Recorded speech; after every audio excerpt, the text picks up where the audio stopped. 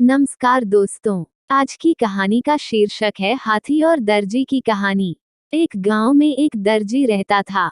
वह नेक दिल, दयालु और मिलनसार था। सभी गांव वाले अपने कपड़े उसी को सीने दिया करते थे। एक दिन दर्जी की दुकान में एक हाथी आया। वह भूखा था। दर्जी ने उसे केला खिलाया। उस दिन के बाद से हाथी रोज दर्जी की दुकान में आने लगा। दयालु दर्जी उसे रोज केला खिलाता। बदले में हाथी कई बार उसे अपनी पीठ पर बिठाकर सैर पर ले जाता। दोनों की घनिष्ठता देखकर गांव वाले भी हैरान थे। एक दिन दर्जी को किसी काम से बाहर जाना पड़ा। उसने अपने बेटे को दुकान पर बिठा दिया। जाते जाते वह उसे केला देते हुए कह गया कि हाथी आए तो उसे खिला देना।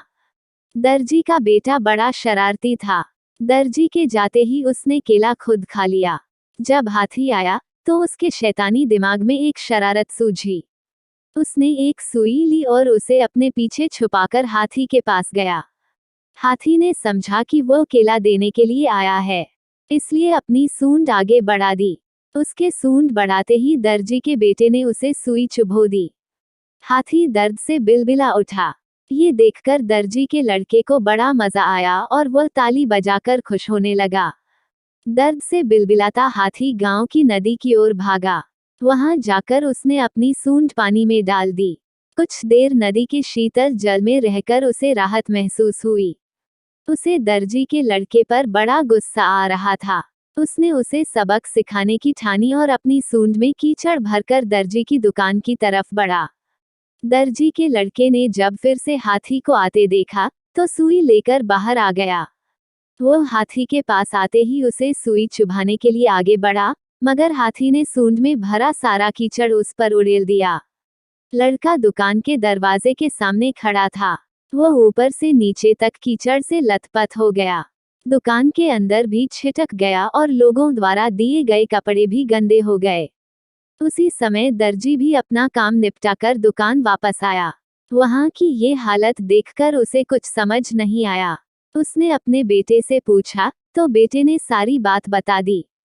दर्जी ने बेटे को समझाया कि तुमने हाथी के साथ बुरा व्यवहार किया है, इसलिए उसने भी तुम्हारे साथ वैसा ही व्यवहार किया है।